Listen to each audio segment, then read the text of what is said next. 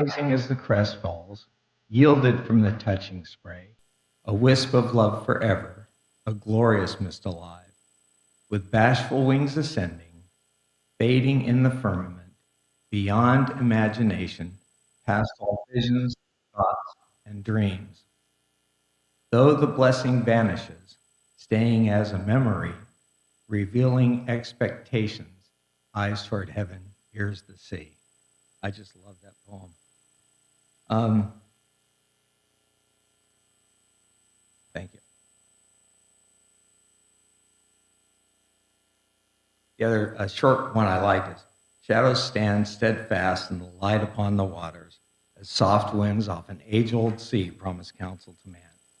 Well, we know that heaven is the shelter of an open heart, but what's most important and why I'm here today is because the promise of education is the instruction of wisdom.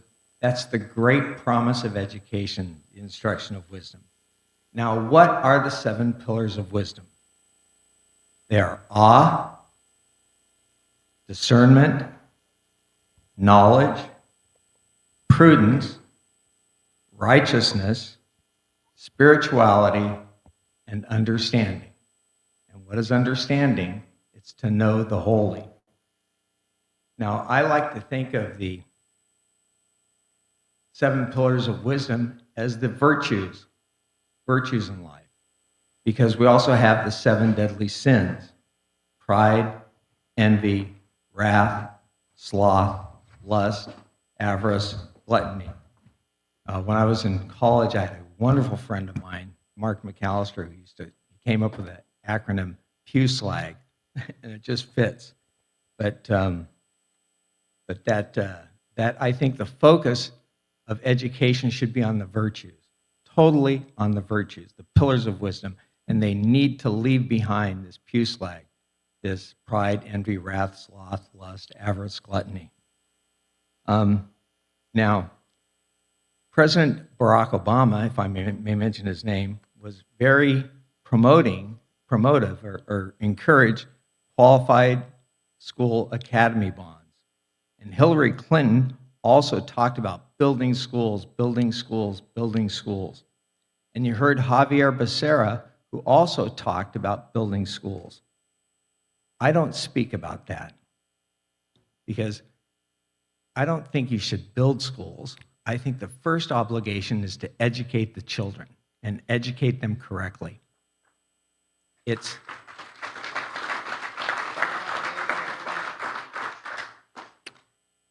Are you the guy with the first name or the first name? All right. So, but that is truly what it's kind of, I hate to say this, but it's kind of what I'm all about, and I'll go to the mat on that. The importance of creating hearts and minds deeply rooted in the living word is exactly what will protect kids as they grow up. And our schools have to focus on the content of education rather than the buildings, rather than the cafeterias, rather than the tracks, rather than the gymnasiums, rather than the big stadiums and all that stuff. You can spend as much money as you want on that, but if you're not producing kids who are doing well in school, they're worthless. It's all worthless. I'd rather have a hedgerow schools in Ireland where people used to, they didn't have seats. They'd sit down in front of hedges and they'd get lessons there. But that's just kind of the basics. What I really want to do is to focus on the holiness of things. And one of the great books of the Bible to study is the book of Numbers. You know how taxing that can be to write all those numbers down and everything? But it is a fascinating book if you stay with it and really get into it. And the book of Numbers runs through the different tribes: Asher, Benjamin, Dan, Gad, Issachar, Joseph, Judah, Manasseh, Naphtali, Levi, Manasseh, Naphtali, Reuben, Simeon, Zebulun. So they would all move through the Sinai, or move through the desert, and then they'd encamp and they'd set up the tabernacle of the congregation. And the big tribes, Dan would gather over here, another big tribe, Reuben would gather over here, Simeons would gather over here, and they'd put the big tribes out, and the little tribes, Benjamin, would be right in the middle. And then the little tribes and the Levites would be right in the middle. And the interesting thing is, there were certain duties that these people in the center of who moved the tabernacle of the congregation that they had. You had the Kohathites, the Gershonites, and the Merarites, and they were all responsible for doing basic functions. And those functions were to build the tent, unwrap all the badger skins, all the curtains, put them in place, and then to move the stuff into the Holy of Holies, the lampstand, the Ark of the Covenant, all the stuff, the Holy of Holies. The great priest goes in once a year and has to be totally cleansed before he can go in. But those are holy functions. It's holy. So when we talk about educating kids, we're talking about, from my perspective, holy obligations. Now, in the middle of the not in the middle of the tabernacle of the congregation, but off to the side of the tabernacle of the congregation was the Holy of Holies. And they'd wrap those articles in different materials, and that was a responsibility of one group of people. I forget which one. I don't know if it was Kohathites, Merarites, or the Gershonites, but one of them had those responsibilities to the curtains, the drapes, the badger skins, all those things. But inside the Holy of Holies was the Ark of the Covenant. Now, who can tell me what was inside the Ark of the Covenant?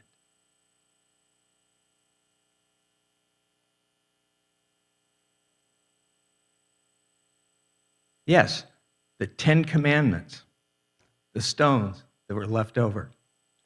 Now, let's go through those 10 Commandments. Let's take a moment and go through them and recall those. Thou shalt not make unto me any graven images. You shall have no other gods before me. You shall not make any graven images. Not take my name in vain. You will keep and honor the Sabbath. You will honor your father and mother. Thank God in heaven. Shall not kill. Shall not commit adultery. You shall not steal. Shall not bear false witness. And you shall not covet. Okay? 10 Commandments. You teach those 10 things to kids, and if they learn those, they're not going to be backing cars into jewelry stores and robbing them or mugging people or murdering people. Thou shalt not kill. Let's get back to teaching the 10 Commandments. And I don't care what the federal government says, what the state government says. I believe the 10 Commandments should be posted in rooms. It's freedom of speech. So I'm going to transition now onto my subject, which is about the functions of education, or the duties and responsibilities of education. But before I do so, I would like to say this. God bless every grandma. God bless every mother. God bless every daughter. God bless every sister. God bless every wife. You know, the burdens that you take, the services that you provide are, so taken for granted. And if there's one thing I learned from watching my mom raise 3 kids on her own, because my father left when I was 5, I have this wonderful respect for women, and I always will. My mom taught me a lot, but most of all, she taught me to be gracious and be kind with women. Now, we're going to move to billionaires, and we're going to move to politicians who want to build schools. And the reason they want to build schools is because of one thing. They have their eyes on the money. In the state of California, we have 58 counties. There are over 1,000 school districts, K-12 districts, K through 8, and then high school districts, which are only high school, like high school union districts. but there are over 1,000 districts. Now, what's interesting, in each of those districts, the boards of education have a certain power, and that power is to tax. They have the power to tax. You have the state of California has high taxation as it is, and half the budget goes to education. But on top of that, they issue public school bonds for projects to build facilities, to make improvements, so on and so forth. But that power to tax is in the school board. Now, I went to college in Southern California. I won't sing the song, but I had a professor there by the name of Geddes McGregor, and he once said this. He goes, if you think about the nature of God, which we often used to talk about in philosophy, he said, is he fleeing power? I said, interesting concept. And he goes, think about it. Think about the self-abnegation of God, that he's trying to flee his own power. He's so omnipotent, he's trying to run away from it all. And that's what we see, like this wonderful display of the universe, the stars and everything, like a wedding dress, just a beautiful, beautiful visual. And I just love that, because I don't think power is anything to be seized. I don't think it's to be taken. I think power is to be fled from. But boards have the power to tax, and they're not in the habit of fleeing from exercising that power. Now, for school bonds, they have the power to, they create a resolution, they put together a full text of the taxing measure, a ballot question, and they put forth the taxing statement, how much it's going to cost. Those 4 things are required to be filed with the county around 3 months, it's 88 days, but around 3 months before these bond measures get passed. So the boards don't do the bond measure themselves. They go out and get outside counsel to do it. So outside counsel comes in. These are guys who are specialists. That's what they do. They write resolutions, they do full text of measures, they write the ballot question, they put together the tax statement, and they present that to the board. And next thing you know, the board has to approve that, and then it goes to the county council to get on a ballot that's another, I think it has to be in by 88 days before, but to get it on the ballot, it has to be cleared by county council. It's got to be cleared by the board of supervisors to make its way onto the ballot. But all of a sudden, you see this rosy little question on the ballot: support a bond for the amount of, I'm going to pick an arbitrary amount of $100 million. Because they're running that. LA Unified just ran a $7 billion bond back in 2020. $7 billion. Governor Newsom tried to run a $15 billion bond for the state of California, and I think it failed. It's easier running a state bond because it's only 50% plus 1.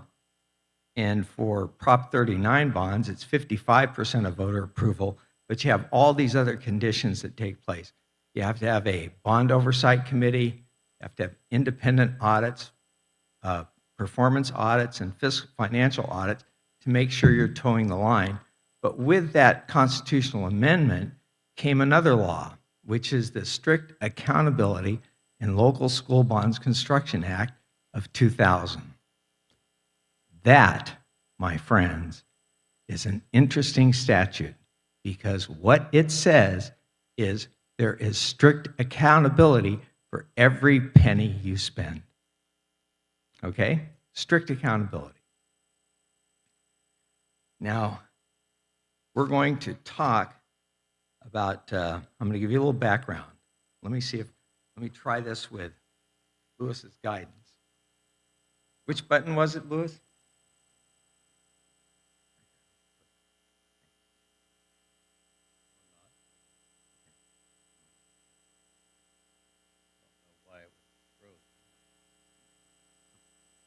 I hit with this, it may have hit something. Divine pause.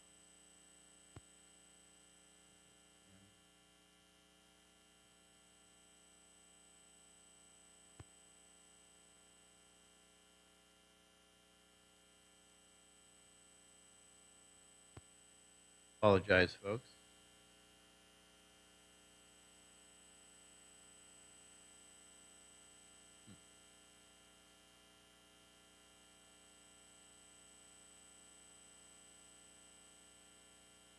Go.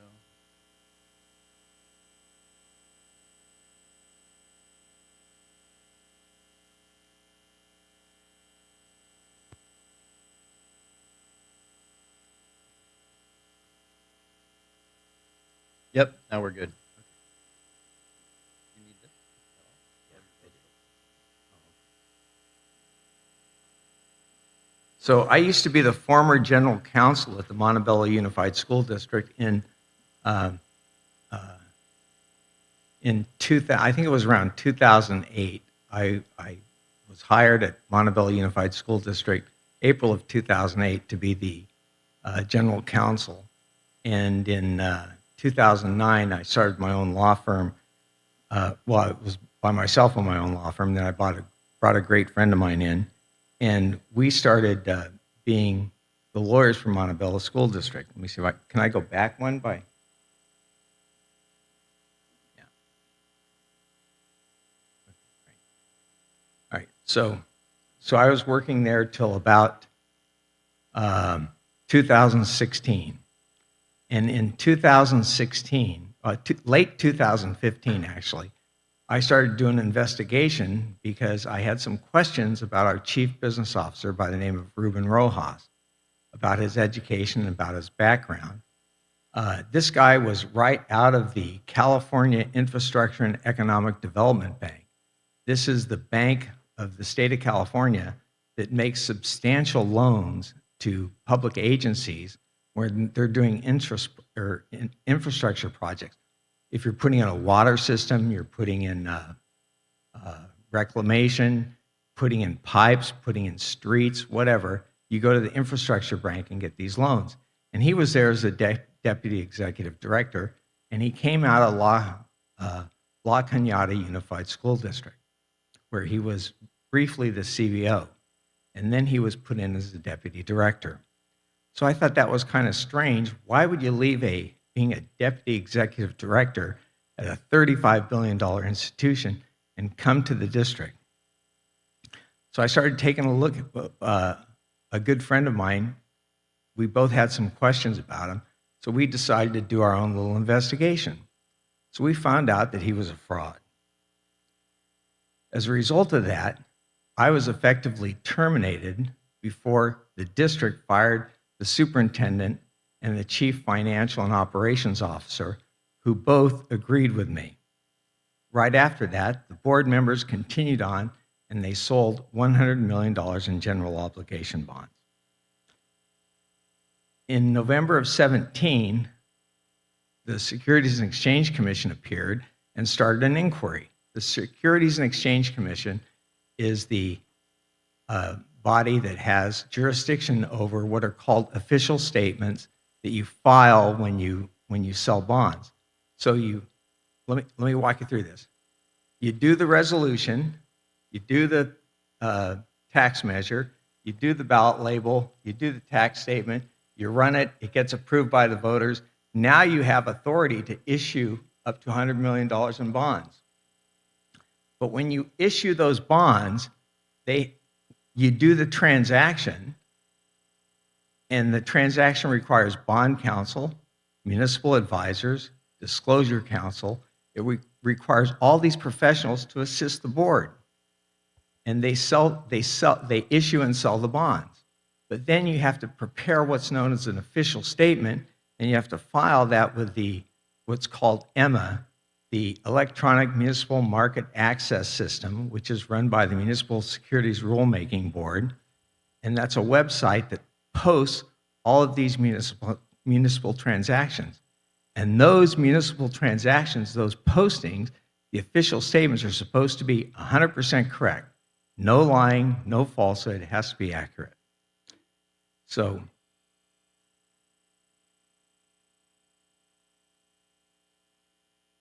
yeah, it's good. So,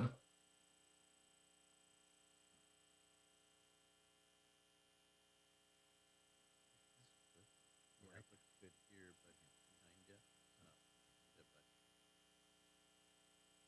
this is great.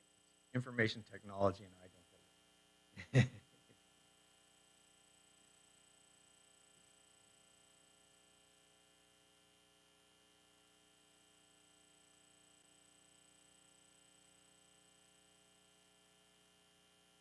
You don't get along with it. It Yeah. doesn't like you at all. Might be okay. Yeah. Well, I Yeah. know. Isn't that the truth? Oh, it's just about ready to get good too. And well, it's not frozen. Hold on. Let me do this. Do before. I'm in no rush, by the way.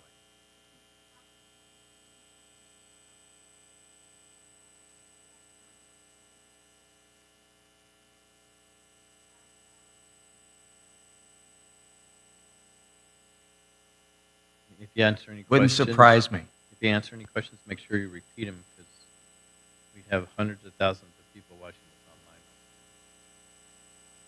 This should come up in just a second. There's a massive delay. It's very odd. Sorry for everybody here and watching online also. Everything worked great, of course, before. Try this. I don't know if it has something to do with the feed because it's not pulling up quick enough. So there's a massive delay here and it's not coming out. One last chance, or then you get to wing it.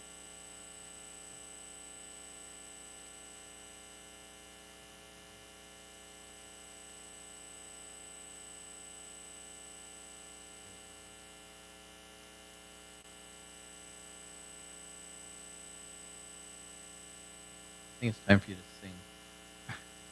You don't want to hear my singing. Trust me.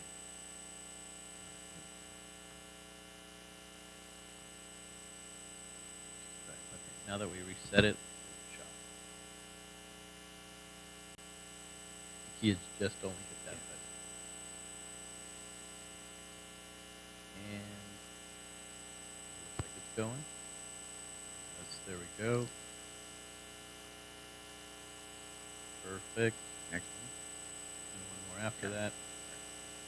Okay.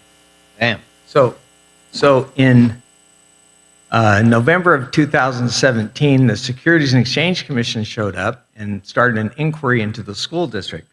And then at around the same time, the California State Auditor showed up, and the California State Auditor made a number of recommendations to the Board of Education of the Montebello Unified School District. And one of those was that the board should hire executives who meet minimum qualifications and that they should verify individuals hold both an administrative credential and a teaching credential before appointing them to the position of an assistant superintendent or an associate superintendent. That's very clear. In the education code, there are certain officers and agents that are defined. Under Education Code Section 35028, if you're a district superintendent, a deputy superintendent, an associate superintendent, or an assistant superintendent, to use the word superintendent, you have to have a teaching credential, which is, I forget, I think it's 2 years to get one, to earn your first one, and then it can go to final after a few more years, or maybe even then. But the important thing is you have to get an administrative credential, which can take up to 5 years to perfect. So when you get these two credentials, you've been in education long enough to have the ability to move to the superintendent level. So Section 35028 says you have to have teaching credential and administrative credential. Newsflash. The superintendent at San Francisco Unified School District does not have a valid teaching credential and does not have a valid administrative credential. Maria Sue, she was appointed by Gavin Newsom to some position at the for the city of San Francisco in managing some children's program. All of a sudden, she's moved over as as she's a CFO in that position, and she's moved over to be superintendent of San Francisco Unified School District. She's not permitted under Section 35028. Now, at Montebello, the state auditor was there, said you have to have these, you have to get people in who are qualified. So the state and the county of Los Angeles, the Los Angeles County Office of Education, turned to Capital Advisors Group, and the county engaged Capital Advisors Group to provide Mark Scrivana as a fiscal advisor. So he had power to stay and rescind board actions, saying, you can do that, you can't do this. So he's going to kind of control the district or keep an eye on the board while they get better. The SEC, 2 years later, files charges in September of 2019. Files charges against the former CBO, Ruben Rojas, the interim superintendent, who was the superintendent then, or was the interim first, then became the superintendent, Anthony Martinez, and the district itself for fraud involved in the issuance and sale of public school bonds. So Scrivana was at our district in 2017 through 19, and then he was sent down to focus on Sweetwater Union High School District, where there was also a question as to bonds. The SEC later filed charges against the chief business officer at Sweetwater Union High School District. After that happened, Scrivana was named interim superintendent at Montebello Unified School District. In November of 2020, the lawyers at the district handed off duties to some of their associates and colleagues. So we had a group of lawyers that were in, and they had their friends, and as they left, they put their friends in. The following, that should be, so lawyers at MUSD, that's actually in February of 2021.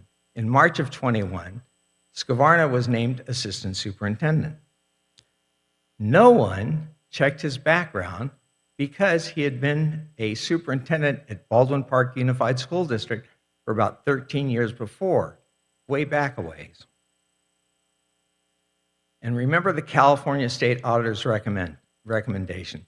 The district should verify that individuals hold both an administrative credential and a teaching credential before appointing them to the position of superintendent or assistant superintendent.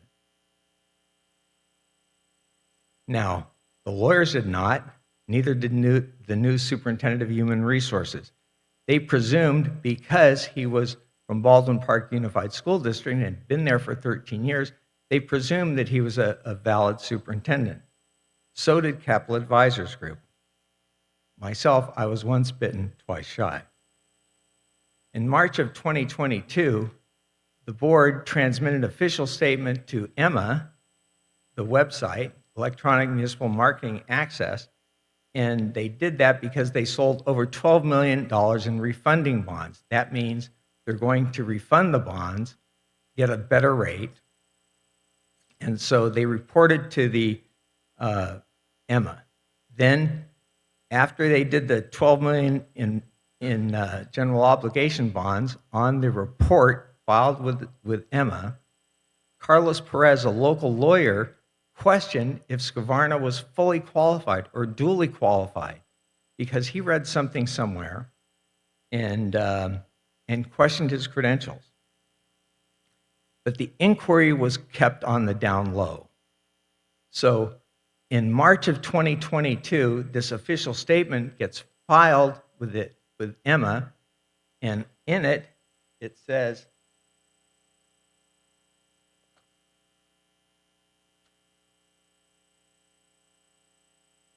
Mark Scrivana holds a Bachelor of Science in Aeronautical Engineering, a Master of Science in Strategic Leadership, and a doctoral degree in business. That's in the March 2022 official statement.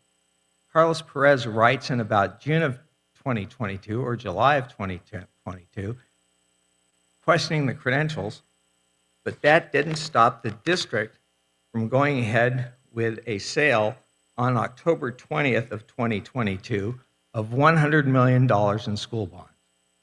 And in that report, they also say Mr. Scavarna holds a Bachelor of Science in Aeronautical Engineering, a Master of Science in Strategic Leadership, and a doctoral degree in business.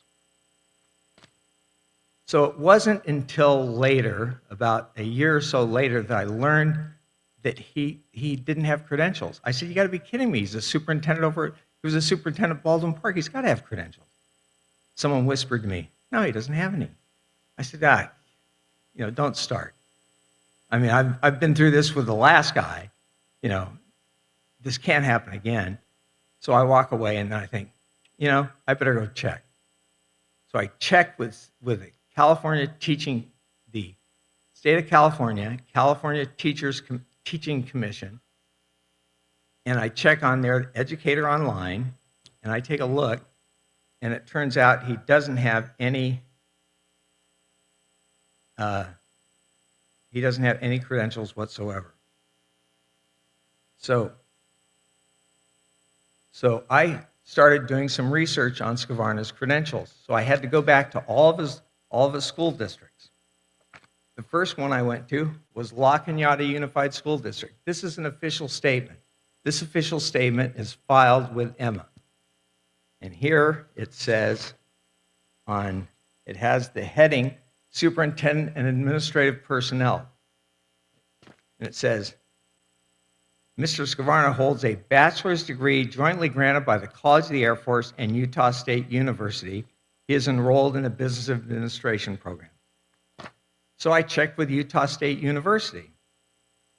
He was a part-time undergraduate for about 4 months in 1980, no degrees awarded. Uh-oh, we got a problem. So I started looking at the resume. David, let me check in real quick. Folks, we have these binders here. If anybody wants one, it's the actual evidence and you can take it with you. So now this is a 1995 official statement. So he gets hired by Baldwin Park around 1999, and he's put in the position of a deputy superintendent, but he's remember, if you're a deputy, you have to have a teaching credential and an administrative credential. But if you're a deputy superintendent in a business-related position, you can get away with just being a deputy superintendent. Business services, you get it? You can call them by business services. But he just uses the deputy superintendent deal, so everybody believes he's got credentials. Now, what's most important, and this gets really scary, in 2001, they put him on the letterhead correctly. They have Susan Parks, superintendent, Mark Scavarna, deputy superintendent, business services. But they don't put any biography about him in that statement in 2001. They don't do it in 2003, 2004, 2005. They don't do any official statements. In 2002, the board went ahead and approved a $46.6 million bond. So in 2000, they're issuing for 2003, they're issuing for 2004, they're issuing tranches. They're smaller, we want 15 million, we'll take 10 million this year, we'll do 5 million this year. So they're putting those bonds out, and they don't put this biography section in. Nothing, there's not a word about his past. So they get to 2006, and there's only about $17 million left. And then the board issues $17 million in what are called long-term capital appreciation bonds. Very expensive, very bad, very, very bad for taxpayers and for residents. But the $46.6 million has been exhausted. So what does the board do? What else? They draft a new resolution. So this time, $75.5 million. Okay? So then in 2006, they do that $17 million. They've got $75.5 million they passed in November of 2006. So in 2007, they issued 25 million. 2008, they issued some more. But in 2007 and 2008, there's this huge, when I say huge, I mean huge, poisonous ponds operation taking place in El Paso, Texas. The FBI's out there, and guess what they're doing? They're looking into school bonds, and guess what they do? They arrest multiple school officials, public officials, lawyers, and people in the financial field, and they take them and they're hauled off to prison for fraud and crimes that they've committed with respect to these school bonds. So the reverberations of that are heard around the Southwest. So in 2008, 2009, all of a sudden, here comes Baldwin Park Unified again, and they have an official statement, and Mark Skvarna appears with a PhD. Okay? But he says he's also a construction inspector, California Division of State Architect. Mr. Skvarna holds a Bachelor of Science degree in aeronautical engineering. Now it used to be just a bachelor's degree. Now it's in aeronautical engineering. Now it's with a Master of Science degree in strategic leadership and a Doctor of Philosophy in international business. And he's PhD. Department of State Architect. Based on this review, this is to me, based on this review, we confirm that no records exist indicating any employment or instructor role held by Mark Skvarna within the DSA. That's a problem. Now, this is why I'm here today. In 2011, I don't know if any of you remember or have heard about Poway Unified School District, where they ran a $100 million bond, and it turned out they issued long-term appreciation bonds. So over the term, to purchase the 100 millions in bonds, it would cost them over $1 billion, because the escalating and accruing interest would go up to over, it was out like 30, 40 years. So these bonds doubled, tripled, and they've gone over 10 times their value. So Bill Lockyer, I know Bill Lockyer, wonderful guy. So he takes a battle in 2012 along with Ben Waso and Buchanan out of San Diego, and they draft legislation limiting the use of capital appreciation bonds. So the governor,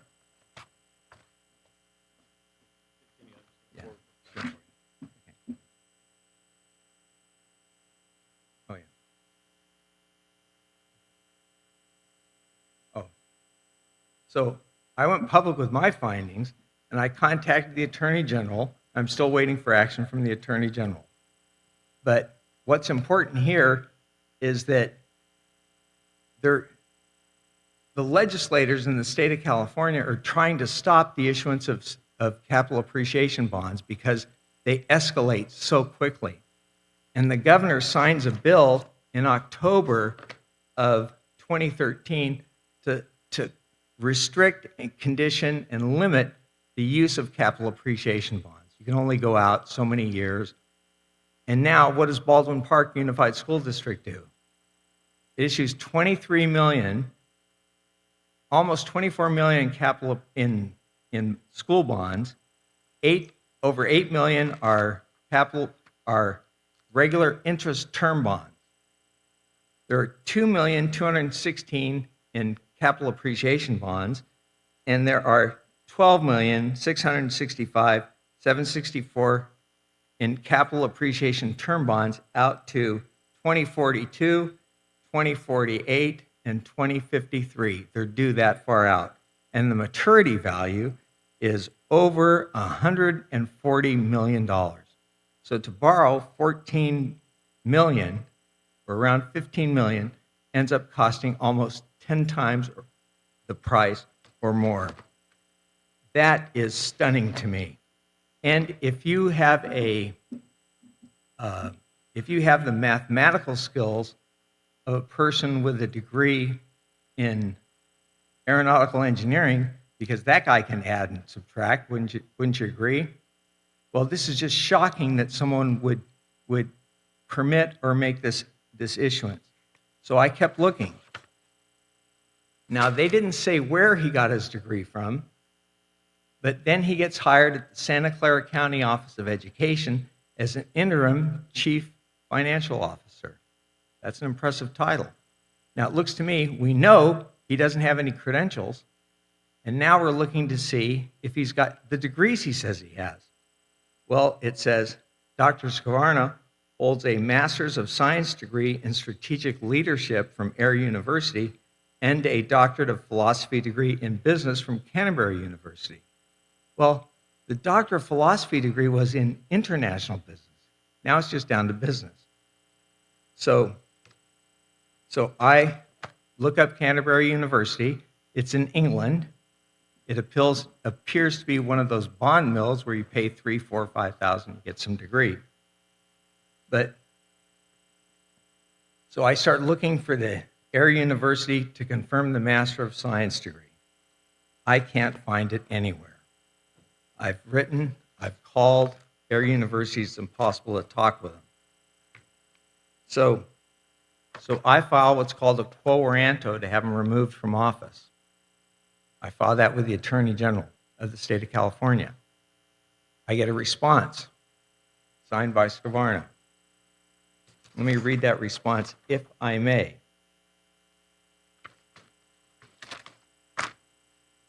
My education includes a Bachelor of Science in Aeronautical Engineering, a Master's of Science degree in Strategic Leadership, and a doctoral degree in business.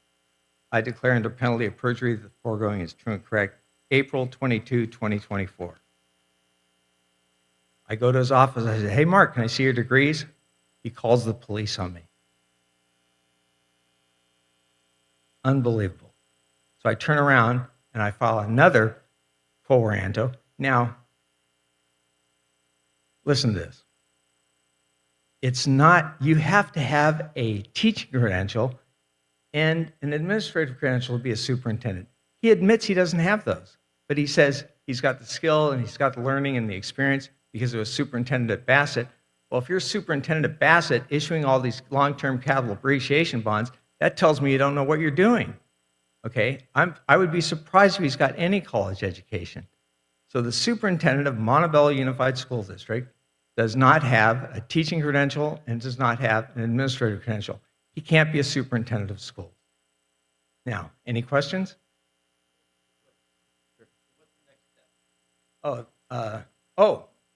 So the really interesting thing, let me go back a little bit. The lawyers have to be investigated because between 2001 and 2008, they omitted from the official statements any biographical information about the people at Baldwin Park Unified School District. That means the lawyers were complicit in that. A superintendent can't say, oh, we're going to take that out of the official statement. Only district counsel and bond counsel and disclosure counsel have the authority to do that. That means they approve taking it out. Those guys need to be investigated. Now, let's go to the October 2013, Governor Brown signs the bill, limits capital appreciation bonds. The almost $15 million in capital appreciation bonds in December of 2013 needs to be investigated wholly because the lawyers should have known that this legislation was being passed. Clearly, the municipal financial advisor should have known that that was being passed, and yet they're exploiting that opportunity in the last minute. Now, under the law, the sale may have been legal because the law didn't pass till January 1. But my concern is plays like this were being made up and down the state. Remember, we have 1,000 school districts in the state of California. These municipal financial advisors are only about 10, 15 firms. The lawyers are about, 10 firms that specialize in this stuff for being bond counsel and disclosure counsel. So this goes right into the insidious nature of their practices when they're putting money ahead of children. They're putting their avarice has exceeded the love for children, taking care of children, making sure they're protected. And that to me is reprehensible. So Excellent. So what I'm going to do now, really quick. Thank you, David. Stay right here. I want to go over some specific points, and I want to summarize this because David and his research is a very, very high level in intelligence, and he's getting very detailed. So I'd like to summarize for people like me that may want to just get it broken down really quick. So to give you an idea, what happens is they want to post a bond, and they're under the guise of building a high school. Let's say the high school takes $50 million, they know it, they're going to propose $100 million. So right there, in my opinion, that's highly deceptive.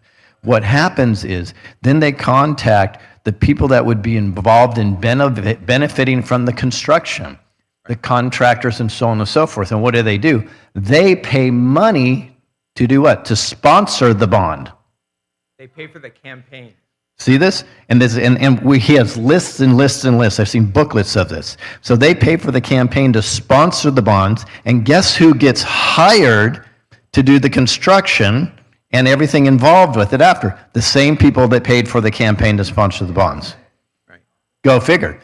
But here's what's worse, and as a former contractor, I can tell you that it seems that they do not charge the standard rate.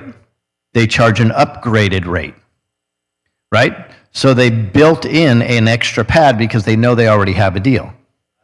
And then on top of there, it appears even after it's built, maybe the final build's $67 million, and then where does the other $33 million of the bond go? Right? So based on my research, and I'm a tinfoil hat wearer, David's not, right? Based on my research, it appears that when these are built, the net amount that really is needed is half approximately of what the total bond was. But then you add on to there the way they refinance these to 9 to 10 times, Yeah. right? The lawyers and the municipal financial advisors just make a ton of money off these. I mean, at Baldwin Park, every year they're running new bonds. Almost every year from 2002, 3, 4, 5, 6, 7, 8, 9, 10. They didn't in 11. They didn't in 12, but in 13 they made up for it. Okay, so let me help Good, you. please. Let me tell you who sponsored. Wait, have any of you ever contributed to a bond campaign? Okay, the architects, builders, contractors, developers, engineers, financial advisors, lawyers, general contractors, labor, material unions, they put money into bonds. They put money into these campaigns to pass these big bonds so that you can build more facilities. Not teaching kids. That money's being spent to for building properties, improving properties. What happens to the brains of our kids when this kind of stuff is going on? Give me an average student, any average student. I'll teach him how to turn headings into questions. I'll make him a B student. Easy. I learned that in law school with a friend of mine, taught me, okay? So I went from a D to a low A student, but actually high B. But it's the Ten Commandments and teaching our kids about righteousness, about spirituality, about not stealing, because this avarice and greed just takes you over. I mean, it really does. I've written an article. It's called Mega Tax. It's a series, Mega Taxers, and you can read that in Los Cerritos News. There's about 10 articles, but that breaks down all the interests that go into passing school bonds. So when you see these lovely ballot questions or ballot, vote for this or, do your school bonds. I wouldn't, I vote no on virtually every single bond I see now. Yeah, and we can stop these bonds with a real election, and well, obviously that's another story that we're working at in the background. But just to summarize really quick, so if a bond, if the actual school takes $50 billion to build, and they're charging $100 million, and then the way the interest and the financing on these go, that $100 million could end up being $1 billion? Well, it's real easy. If a regular bond, if you run a $100 million bond with cost of interest over time and cost of issuance, over the 20, 30 years, it's going to double. So if you run a $100 million bond, it's easily going to cost $200 million by the time it's all done. But when you run a $46.6 million bond and a $75.5 million bond, that's 122. You got to pay that back. And then inside that, you run another 15 million with long-term capital appreciation bonds at $140 million. That's, you've just deceived the public so much, it's reprehensible. It's beyond, I couldn't, when I read it, I couldn't imagine it. I'm not sharp on my math skills, but it doesn't, fifth grade mathematics guy could figure that out just looking at it. So it appears that on these bonds, more than twice the money seems to just be stolen. This is my opinion. And then you have another 8 to 10 times that are just completely mismanaged, right, over time. So something that's 50 million can end up costing almost $1 billion. This is the way this waste and mismanagement works. Now, here's what I want to hit on. This is most important. This is a microcosm of what's going on. And there's about 6 law firms that seem to be entrenched with all this going on through the state of California and the country. Can you imagine? I mean, that's probably trillions of dollars that we're talking about. It's disgusting, but here's what's key. We can make a difference. So anybody that's a digital warrior out there and watching right now, we can make a difference, and David's going to teach you how, because the reality is, and I want to go into this a little bit, this has been on the AG's desk in California for what, 7 months? Yeah, at least 7 months. Has done crap nothing. 7 months, and has done nothing with it, and he's given this to other people, and they just ignore him, law enforcement, right? So they're most likely all paid off. So we need to get this over to the DOJ, the one in the Washington federal DOJ, and see where they can take with it, right? So digital warriors, this is about search and capture. And he's going to teach you really in about 2 minutes how to search the information, how to capture it. Now, why do we have to do that? If anybody's here and anybody's watching online right now, there's a history as soon as there's breaking story like this, what happens? They go scrub fest. They scrub and scrub and scrub everything online. But we have enough people watching right now. If you get on it with the tools he's going to teach you in the next 2 minutes, you can capture this information immediately. So it doesn't matter what they do. They're not going to have time to get to it. Yeah.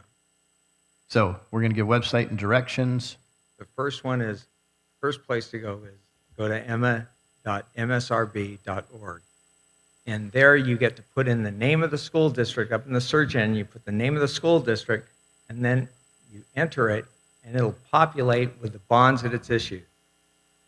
Closer to the mic, they said. Oh, so you go to emma.msrb.org, and you put the name, there's a search engine in there, and you put in the name of your local school district. And then from that, it'll pull up all the official reports, official statements, and when you look at the official statements, look at the maturity schedules so you can see what kind of bonds were issued. If you start seeing long-term capital appreciation bonds, especially in 2013, holler, okay? Because I think statewide, not just in Baldwin Park, but statewide, the municipal financial advisors, the lawyers, all these parties all of a sudden crushed on the sale of these bonds before the beginning of 2014. We want to check the superintendent officials. Oh, yeah. So this is very important, by the way, because Austin Butner, the superintendent of Los Angeles Unified School District, from I think it was 2018 to 2021 about, Austin Butner was the superintendent. He didn't have an administrative credential. He didn't have a teaching credential, but he was a billionaire, okay? And he was in running LA Unified. And the person who followed him, Megan Riley, did not have credentials. And she was a chief business officer. Well, there's a lot of business. I mean, they built a school, plowed in tens of millions of dollars, Belmont or something. They plowed in tens of millions of dollars, and they got nothing but contamination, and they gave up the entire project. But the beauty of this is this. Under the local school constructions, under the strict accountability and Local School Constructions Bond Act of 2000, strict accountability is the standard. Strict accountability means every single penny. And then when you're looking this up, you can actually confirm the credentials just by accessing ctc.ca.gov. Right. So CT check the credentials of, the most important thing is to check your county credentials, check the district superintendent. County superintendents don't have to have credentials, but a district superintendent does. And you're going to, if you find chief financial officers running the school districts, that's a big red flag, huge red flag. And you want to look under educators, is that right? You go to CTC website, ctc.ca.gov. There's a search for an educator. Hit that. Put the names in of the superintendent and their assistant superintendents, and make sure they're all properly with a teaching credential and administrative credential. Excellent. And anybody watching online, you can pause it there. You can screen capture it, go back to this. It'll be recorded and on there. This is very, it seems very complicated, but if you just look at this, it's extraordinarily simple to get this information, and it's very, very important. So if you compile it, you're part of the digital warriors out there. Just contact us at screwbiggov@protonmail.com. Screwbiggov@protonmail.com. I'll get that. I'll put everything together and I'll send it over for David for his review. Now, why this is so important is because this is how they fund campaigns. Think Act Blue, campaigns like this. The money is going somewhere. We're just not be able to track all of it, right? Legally, that's something we're going to change as governor of California. There's a lot of things. We're actually going to post everything online constantly for we the people to audit the budgets and the state's expenditures. But this is extraordinarily important. It may not seem like a big deal, but financially it's probably the biggest deal. We're talking over $100 billion in California alone, stolen, and then up to $500 billion to $1 trillion in mismanagement expenses that just goes bye-bye. The other thing that's very important to realize is this. California has 1,000 school districts, okay? I took a look at Nevada, I took a look at Utah, I took a look at some other states, and guess what? Same problems, same kind of organization. The school, this is terrifying. It's absolutely beyond belief.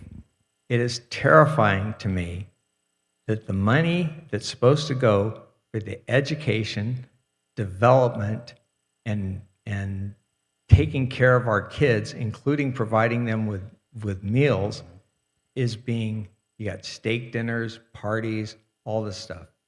You know, it's just reprehensible.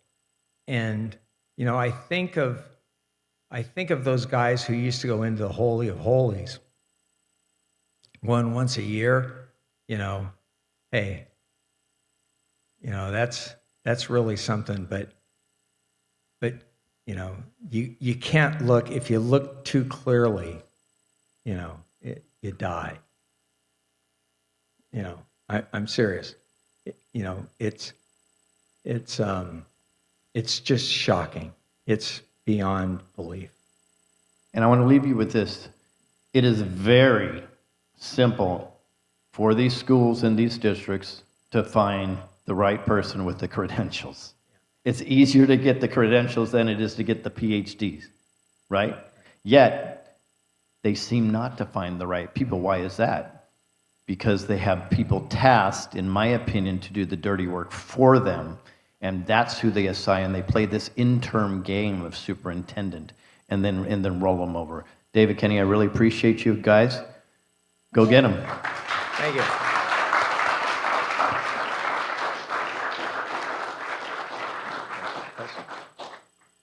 Yeah, Q&A from here. We're not going to do Q&A online.